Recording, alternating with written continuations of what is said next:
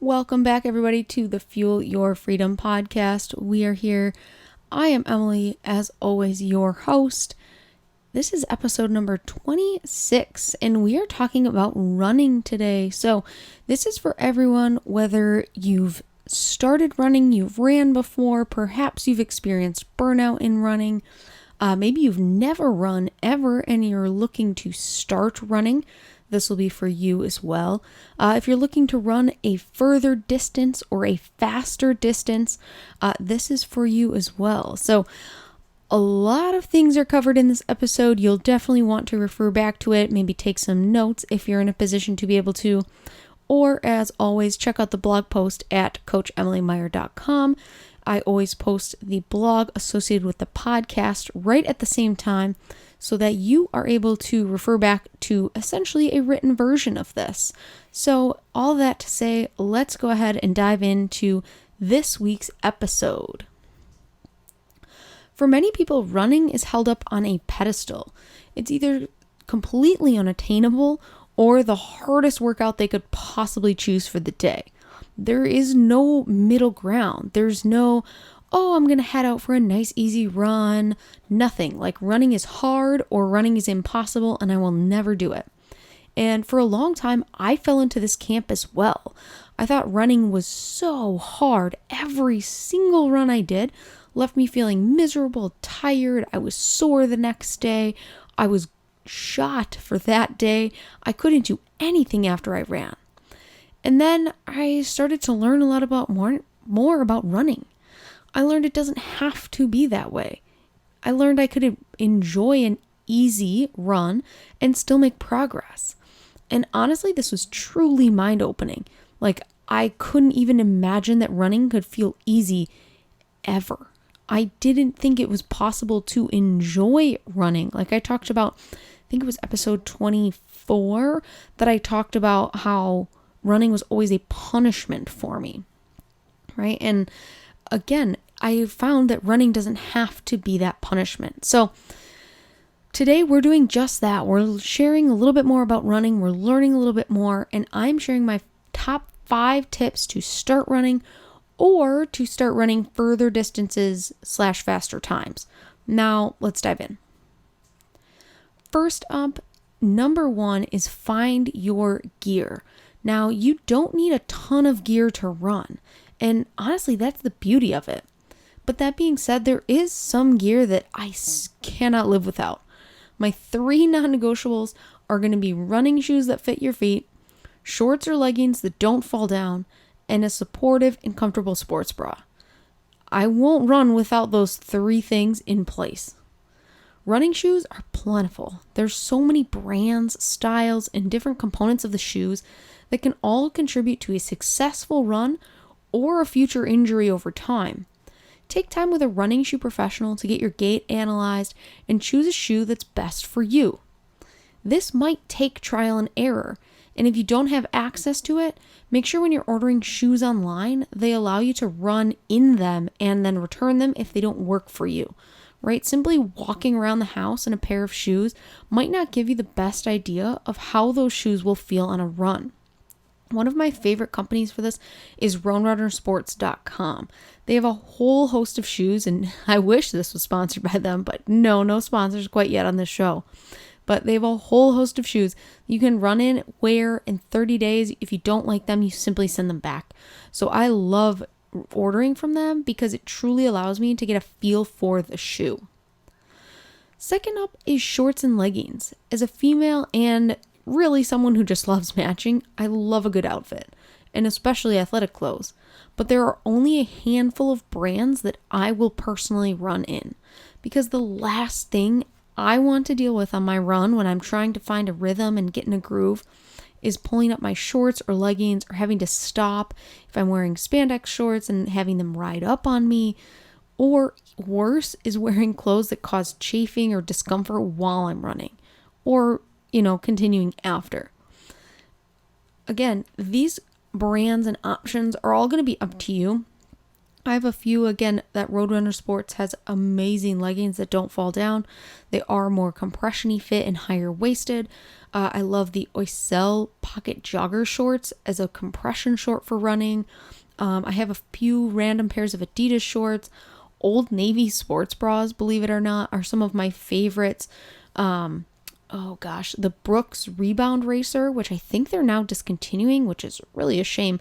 But I love that bra for running as well. So all these are personal choices. Those are only a few suggestions that I have to look into, but take time to think about it and try these things out before committing. And finally, again, a quality sports bra is absolutely essential. I already mentioned a few of my favorite brands, but for health as well as comfort, this is not the time for one that's just okay. This is the time to splurge. The good news is, as you'll learn later on in this episode, you really only need one to start. You can rotate it and wash it a few times throughout the week if you have more run days. But since we're not running every day, we don't really need one every single day of the week. You can have a designated sports bra just to run in.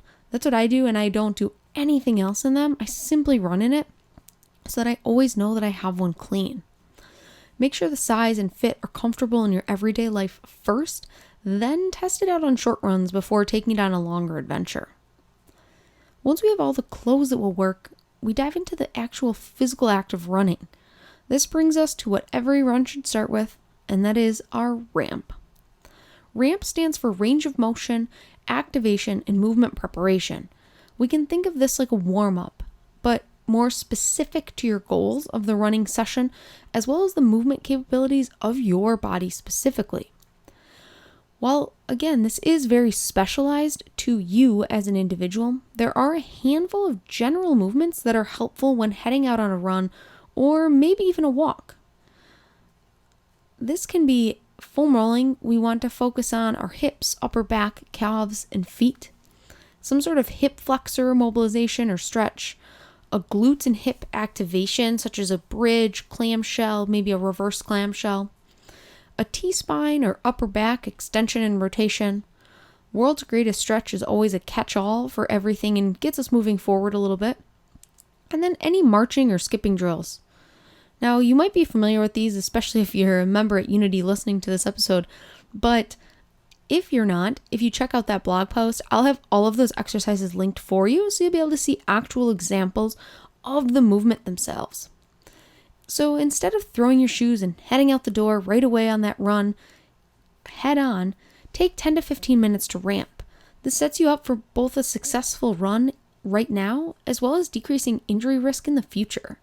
Because though we don't often think about it, running is often so much, and always really not even often, so much impact. It's about 3 times our body weight on our leg as we catch ourselves and bound into that next step. So that's a lot of impact we should prepare our body for instead of just going at it full throttle. This brings us to number 3. When we start to run, it's time to throw out the pace we should be running at and start slow. This is not the time, especially if you're a beginner runner, for pace calculators, race paces, and personal records, though I would argue everything is a personal record when you start, and embrace that. This is typically the most challenging part of running, especially if we are trying to run faster. But in order to run faster, even if an experienced runner, it's really beneficial to start to run slower. Oh yes, you heard that correctly. Run slower in order to run faster. One of the adaptations that occurs when we do run slower is the body produces more mitochondria. And if you remember from biology, mitochondria is that powerhouse of the cell. It's what produces the energy. When we have greater mitochondrial density in the muscles, we produce more energy. More energy equals both faster and or further distances, i.e., we run slower in order to run faster in the long term. If you're just starting to run for the first time, walking might be the best first step. I reference the 3 times body weight per step as we run, and there's an aspect of training for running that includes time spent on feet. In this first beginning phase, walking can honestly help just as much as running can. Of course, this doesn't last forever, and if you want to run, you'll actually have to run and get used to the impact of the movement. But as we're starting to spend more time on our feet, it often can come in the form of either walking or running, and typically a combination of both. You'll see a walk-run interval hybrid. While this can be tough starting with a run-walk hybrid, starting slow builds that base of the pyramid. And I've talked about this in a previous episode. The pyramid can only be as tall as the base is wide. Spending the time up front to build this base prevents us from having to backtrack and add to it later. That right pace for you is the one you can maintain for the amount of time you want to run, that allows you to feel good when running and not be so sore you can't walk the next day. That is, use these guidelines for now when we're just starting out. But if you are trying to run faster or further and do have experience running, you'll want to find your pace zones. This brings us to tip number 4 in finding your pace zones. Knowing your speed zones that you should run in allows you to avoid the gray zone. This gray zone, or zone 3 on a 5-zone model, is where pace is too fast to build mitochondria efficiently not easy enough to recover from, and too slow to qualify as speed work. It's kind of like not really fast enough for this, not slow enough for that.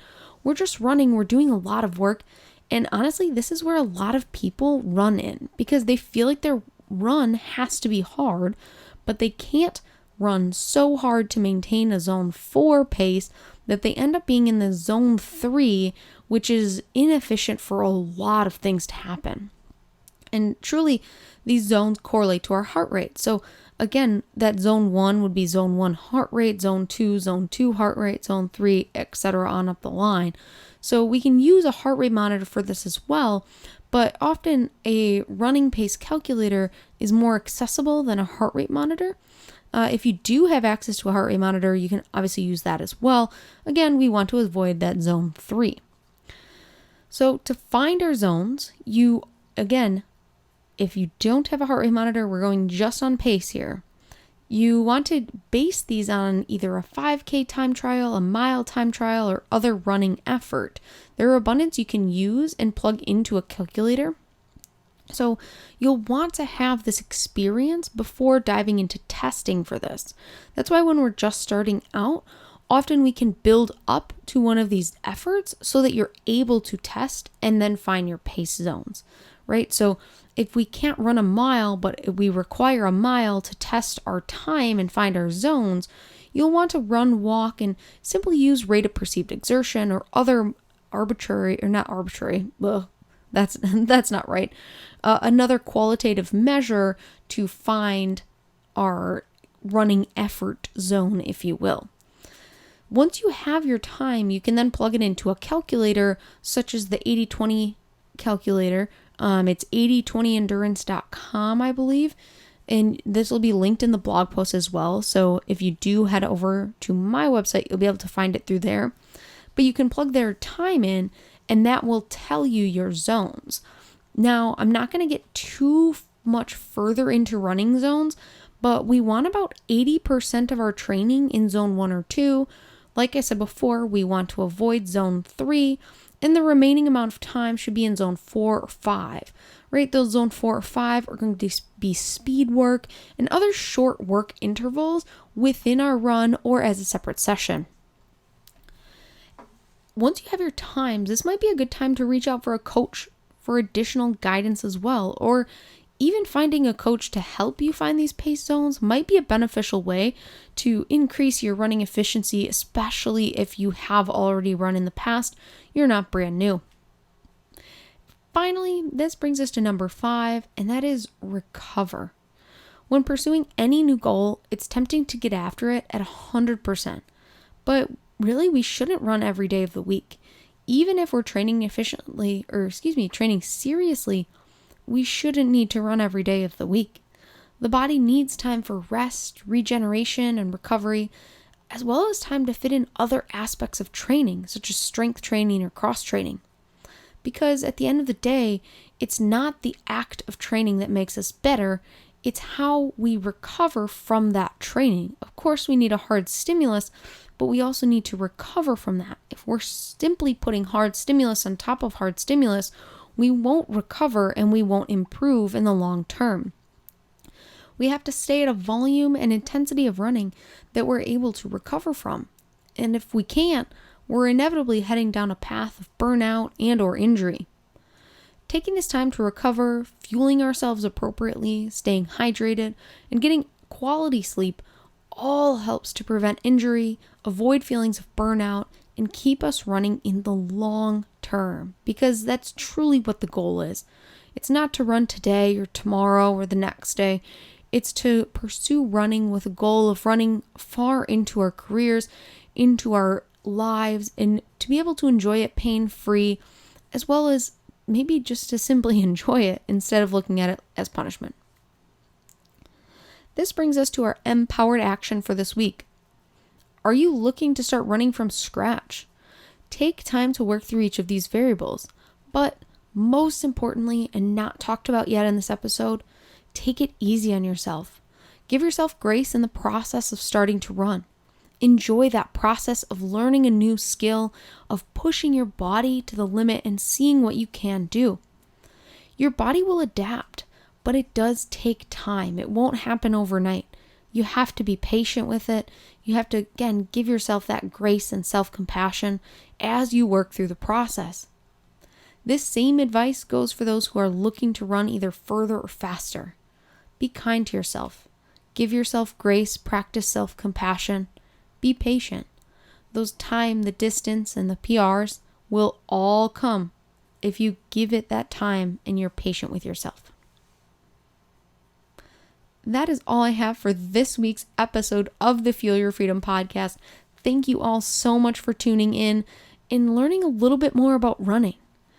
As always, if you enjoyed this episode and you think someone you know would love to hear it as well, please do feel free to share the show, whether it's personally with them or on a social media platform. It does help the show to grow. And if you're listening on Apple Podcasts, leave a rating and review. Again, just helps the show to be found by more people. All that to say, thank you guys so much for tuning in, and I will chat with you next week. Bye, everybody.